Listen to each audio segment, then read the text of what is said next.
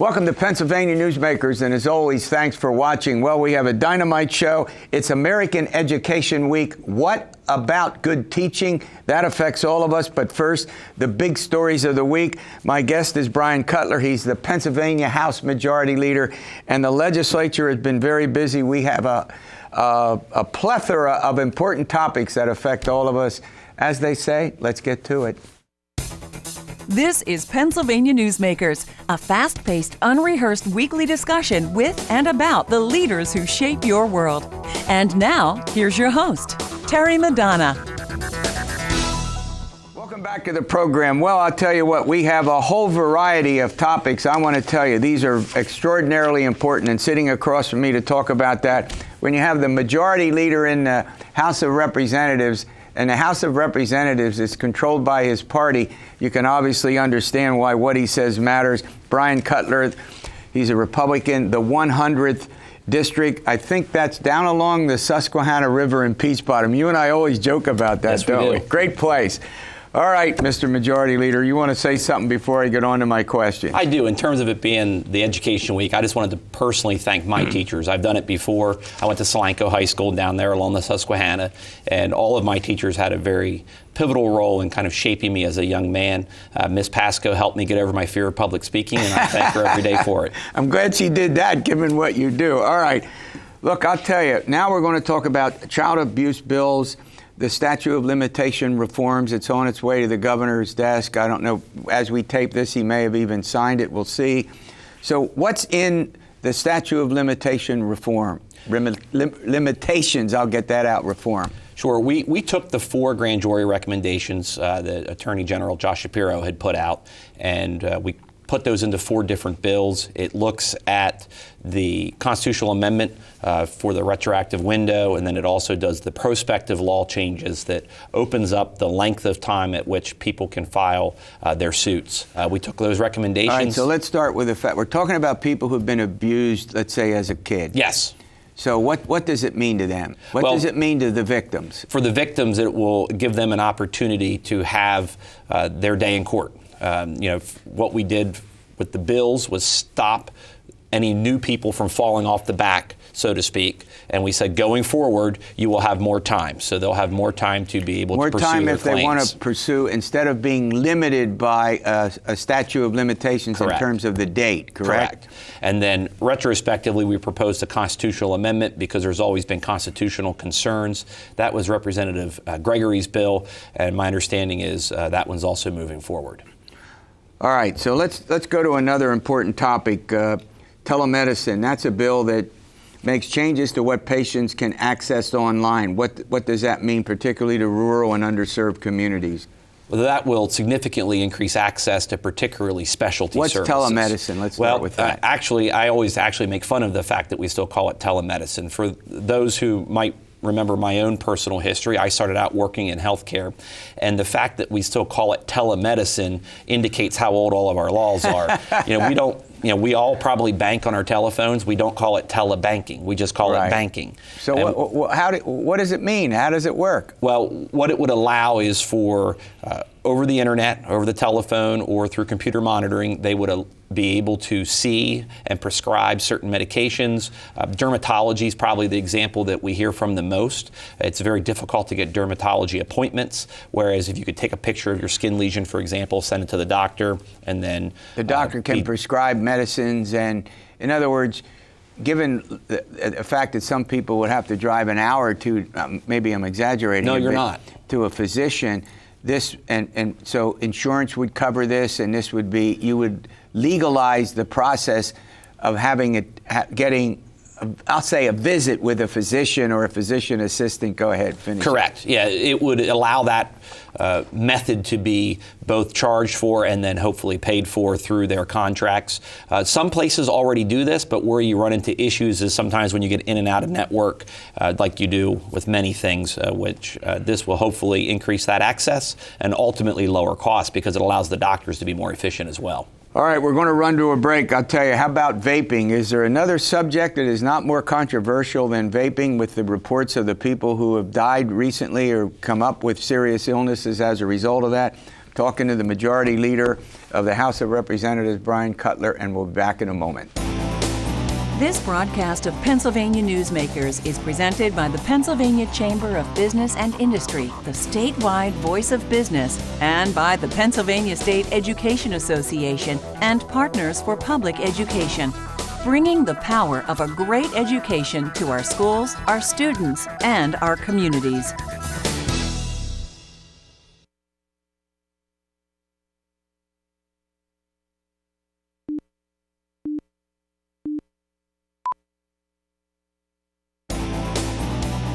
This broadcast of Pennsylvania Newsmakers is brought to you by the Pennsylvania Highway Information Association, the go-to source to learn about transportation projects and issues. Please visit pahighwayinfo.org. And by the Pennsylvania Manufacturers Association. Business in Pennsylvania is our business. Welcome back. Well, I'll tell you, almost every day we learn of some health condition as a result of vaping and tobacco and how it gets purchased and who can purchase it. And I'm chatting with Bryan Cutler, the Pennsylvania House Majority Leader. So what's going on with vaping in the Pennsylvania legislature that our audience should be aware of? Well, that's Representative Kathy Rapp's bill that's currently moving through the Senate. Hopefully, like the other bills we talked about, hopefully it'll be wrapped up by the time that this show airs.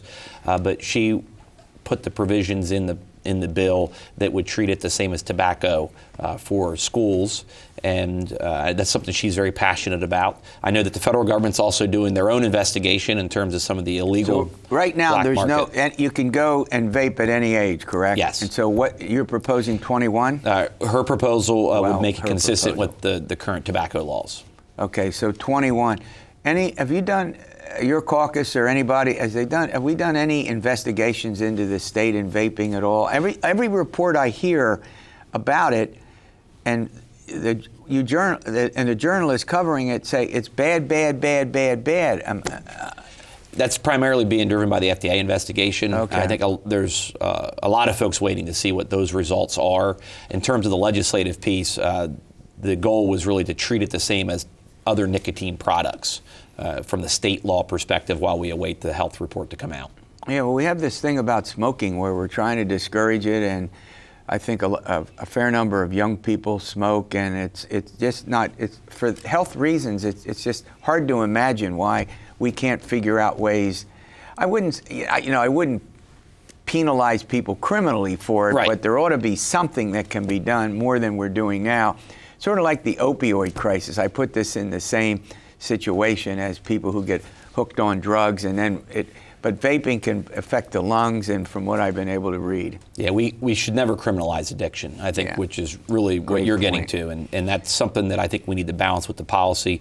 But then the best way to avoid addiction, just like with the opioid crisis, is to prevent people from ever starting. All right, one of the other bills that's in the legislature, before I let you go, that I want to talk about has to do with fetal remains and how they get buried and what happens to fetal remains. I think this is typically if there's an abortion or if somehow birth is given in some form while we're still talking about a fetus. Yeah, that was Representative Frank Ryan's bill that passed the House earlier this week, and it really is born out of his own personal experiences. He and his wife, he shared on the floor, had 3 miscarriages, and depending on the timing of the miscarriages, sometimes those remains are not provided to the parents to have a traditional burial, and this bill would allow for those individuals who want to have that closure and that. Would it require it? No, it does not require it. So those who don't want it wouldn't change that approach, but it would open up the window for those who wish to pursue it. They could have that. And I think that's a good balance to strike. Unfortunately, as with many issues, they get politicized in Harrisburg. Supporters on both sides or opponents on both sides tend to over-politicize that issue sometimes. And it's really not an abortion debate. It's really about what happens. It's optional. I want to make that point. So where does it stand now? It's currently in the Senate. And it passed the House? It did, with about 125 votes or so. Oh, so it was bipartisan? Yes, it was bipartisan. Has the governor weighed in on it at all? I have not heard officially where he's at on that yet. Okay. Well, abortion has come back in the news in a good bit of time, and let's face it, whether you're for abortion or against it, it's controversial, and there's big divisions in the legislature on the abortion issues. Yeah, there continues to be. I mean, and that's something that's an issue where individuals are very passionate. I completely understand it, but as policymakers, I think we have to divide the passion from the facts sometimes and make sure we find solutions. Before I let you go, minimum wage. There's a bill in the legislature that would move it to $9.50. The governor originally wanted ultimately to go to $15 an hour. Every state around us has a higher minimum wage than we do. It's $7.25 nationally, $7.25 in PA. Where does that stand? Well, it's currently in the House. It just passed the Senate. I think the vote was 42-7, if I remember correctly. I think that's correct. There were 7 negative votes. And in terms of the approach now, it'll go through the same process that every other bill does. It's going to presumably go to the Labor Committee, and then the chairman will take that. I have to put you on the spot. And you know this is coming, understood. Right? Up or down, does it get through or not? I'm not sure, to be honest. There are some, and you pointed out the governor pushed for a lot more, so I've heard from those who wanted more that it's not enough. I've heard from some that it's too much, and I think that we just need to dig into the issues and see what reforms can come with it. Thanks. You're always welcome on the program. We have Democrats and Republicans. We're nonpartisan. We're not even bipartisan on this program. All right, it's American Education Week. What makes good teaching? You heard the representative talk about how important it was to him. We all have teachers that we look up to and have really affected our life. We'll get to that after these words. This broadcast of Pennsylvania Newsmakers is brought to you by the Pennsylvania Credit Union Association. Pennsylvania Credit Unions, where people are worth more than money. To find a credit union that is right for you, check out ibelong.org. And by the Energy Association of Pennsylvania, Pennsylvania's energy information source.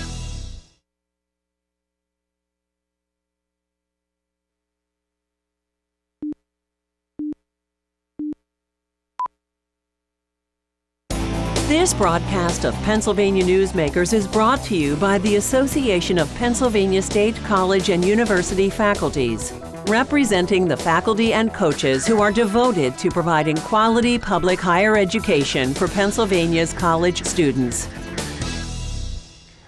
All right, well, it's one of the most important subjects we can talk about. You heard Representative Cutler talk about it. What good teaching really means. Joining me to talk about that is Rich Askey. He's the president of the Pennsylvania State Education Association. And I have to say, and a former teacher, right? Yes, I taught for 32 years in the Harrisburg School District. Yep, that's it. Just a few 32 years. There you go. All right, it's American Education Week, and you have what's called Education Support Professional of the Year. You're giving credit to a great teacher, though. I got that right? Well, she's an instructional assistant, but she teaches along with us. So I'll absolutely include her in the teacher field. Maria Bennett, right? Yeah, she's an instructional assistant at the New Hope Soulbury School District, and she services special needs students. So there's her picture right up there. Yeah, she's a great lady who inspires her children. She works closely with them, whether it's in the classroom, and she's also coaches them on the soccer field. So she sees them in school, out of school, and helps the teachers in the classroom make those connections that you have to with special needs students. I mean, look, teachers probably, other than family members, have a more profound influence on the whole, on the average, than almost anyone else. And every one of us has a teacher that I want to say changed our lives. That may be too strong, but materially affected our lives in ways that made a huge difference. Yes, mine is Mrs. Thurston, my high school music teacher. Oh, she absolutely put me on the path. Do you sing and ahead. dance too? Yeah, I was a music teacher, so yeah, and I worked with the local theater, so yeah, I sing and dance. But she just touched me in a way that inspired me to become a teacher, to become a music teacher, and also she encouraged me to be involved in the union because she was also involved in the union as a teacher. All right, let's turn to, I want to talk about two in particular. There may be more as we think about it, but there are innovative things that are being done in the classroom. I mean, nothing stays the same in life. I mean, things change. I'm going to hold this up. This has materially affected almost everything we do, the internet. So let's talk about innovative teaching.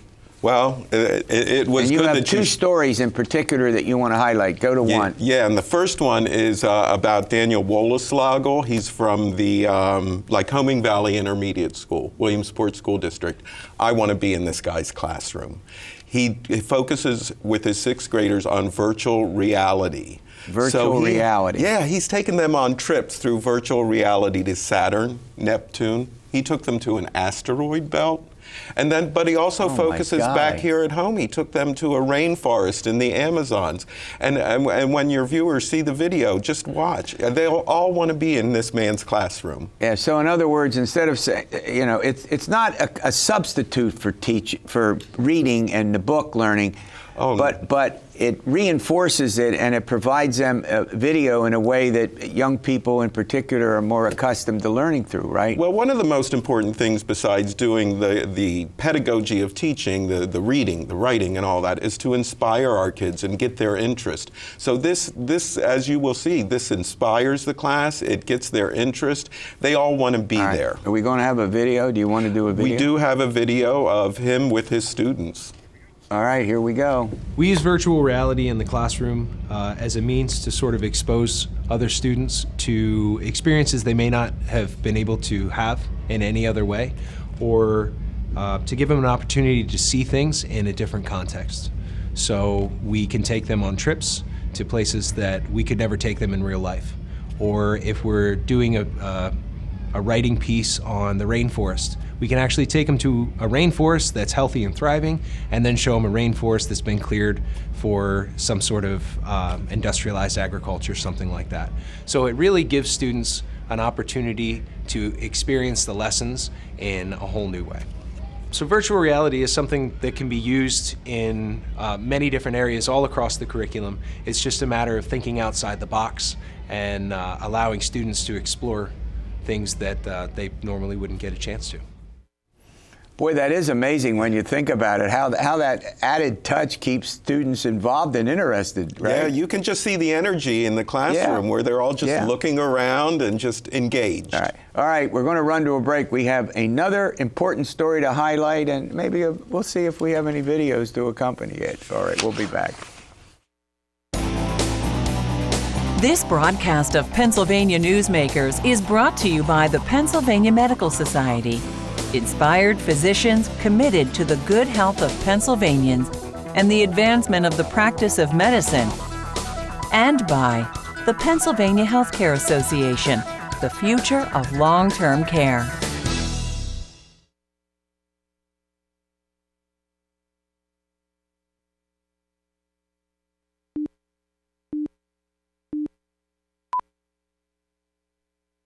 Welcome back. Well, we're talking about innovative teaching, a very important topic, and Rich Askey, the president of PSEA, is here to help us understand some of this. All right, you have another video and another innovation in the classroom story to tell. What? Well, I think what this focuses on is the fact that public schools are basically the cornerstone for a lot of communities. And what's great about this teacher and what she did is she brings in the community for gardening with her second grade students. Yeah. Her name is Lutha Ananthi Swaram, and she teaches in the Bellefonte School District. And she has brought in a master gardener that has taught her kids how to plant, and they have a wonderful bed, and they plant radishes, carrots, lettuce, and then they celebrate at the end of the school year by making this huge community salad for everybody. Oh gosh. And then the parents continue it over the summer, so they have a second harvest when they get back to school. So everybody in the community is involved. All right, I think we have a video. We'll play the video and we'll hear from her in person. So for this garden project, everybody is involved in the school. All the teachers are on board. They support whatever the gardener decides, and we kind of try to put it together. All they need to do is take their students out at certain times to do what they need to do. And every time they go out for recess, the kids want to just go to the garden and see what's going on. But everybody does plant. And then when it's growing, during recess time or a certain time of the day, they all go to water it. They take care of it. And then on the day we are going to harvest it, like the last day of school or the first week of June, whenever that is ready, then the kids go out and help us harvest that, clean it, sort it, and then take it to the classrooms for everybody to have a taste. So every child gets to taste what they planted. This has to be a team project. It is very important that everybody is on board, and you can't do it without all these people. It's all worth it. It's all for the kids. What a story. Isn't that fascinating? That's great. And again, it goes back to one of the most important things that teachers can do, is to actually engage their students and bring them in and inspire them. So, I mean, how much of this innovation, you've highlighted two very important stories, but it seems more commonplace than we normally think about. I mean, I get back into high schools to talk to classes and all of that, and I think the innovation going on in schools all across the country, and obviously we're talking about our state, is quite remarkable. Well, to be honest with you, I think about how teaching was when I entered the field 35 years ago, and how it is today. And teaching is changing with the times. Oh, you mean we don't stand up and give lectures for 55 minutes and they sit there and take notes anymore the way it was back in the day? Nope. And the teachers are walking around their classroom. Their students are up and doing things. There's very few classrooms that you'll walk into today where everybody's sitting at their desk. It's all about getting hands-on, directly involved in the learning experience, correct? Yes, and bringing it into the present century, where there's technology and just looking forward to making everything happen in today's world. Yeah. So I want to switch topics completely. One of the things that's happened in the legislature and the governor, particularly in the last budget, but it's been a priority, and I'm saying Democrats and Republicans, it's not a partisan aspect, is the increase in support for public education. So how is that all filtered down to what you all do? Well, first of all, it's so great that the story has changed. It wasn't that long ago when we were pulling funds and resources away from public schools. We were talking about teachers in a not so nice manner, and that's changed. Now we are seeing resources put into public schools. We're seeing more respect for the profession. And it's bipartisan. It is absolutely bipartisan. A light has switched on, and everybody understands that public schools are so important to the future of this country. Yeah. Well, moving forward, we have about a minute left. Moving forward, I mean, are you still optimistic? You have to go through another budget cycle. The state budget looks like it's not in terrible shape. You optimistic that the budget process will work out for public schools? I think it's going to continue. I think everybody understands that we're investing in our future. We're investing. There's no more important investment than our children. Yeah. And I think everybody understands that. And we now have partnerships in, as you said, in bipartisan ways that's going to help. Well, listen, the bigger point is when you get something that breaks like this, please give us a call and you'll come in and we can chat about it. But I agree with you, nothing more important than teaching and, you know, the effect that it has on students. All right, as we always say, we'll see you next week for another edition of Pennsylvania Newsmakers. And as always, stay well.